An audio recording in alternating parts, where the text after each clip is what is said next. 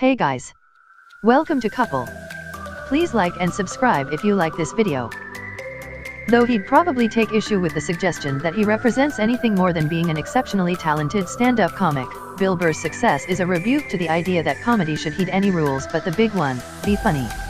I hate all this shit now about what you can or can't make a joke about, says Burr, a plain-spoken provocateur, leaning back on a couch at the Burbank, California, studios of All Things Comedy, the media company he co-founded. The people who say that kind of stuff are the most unfunny people to be around in the world. As for himself, Burr isn't exactly wanting for an audience.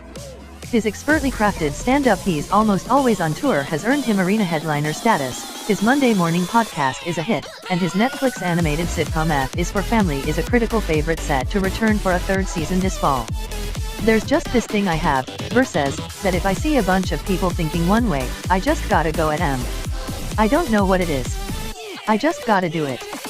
As someone who's in the business of both comedy and podcasting, do you see the explosion of outlets for comedy as the result of an explosion of good comedy?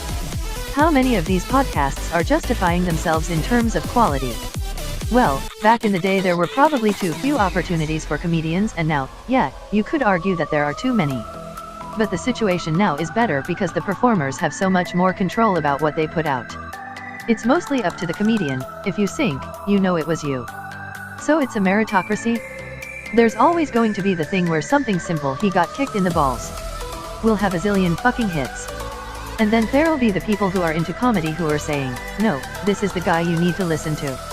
But I do what I think is funny and ignore 90% of the rest of it. I just saw something today on Twitter where someone wrote, "Thank you fake feminism. Here's something else we can't make fun of." That whole thing of, like, thanks a lot, groove. I guess I can't say this is funny now, I don't get that. If that's what someone is thinking, you should go harder in that direction. You mean get a gig in front the people saying something isn't funny anymore? Yeah. That's why feminists are some of my favorite people to do comedy in front of.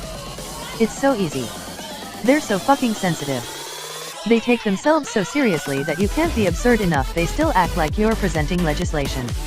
When I was in LA during the election I would just trash Hillary Clinton. But when I go to Oklahoma, I make fun of gun owners and their AR-15s. I don't mean trying to piss people off so much that they leave the show, but just trying to bug them. That's where the fun is. Is the impulse to bug people on a certain side of an issue more about your disagreeing with their position on that issue, or is it more about the pleasure of making people uncomfortable? I don't know. I hate the feeling of somebody trying to control what I think.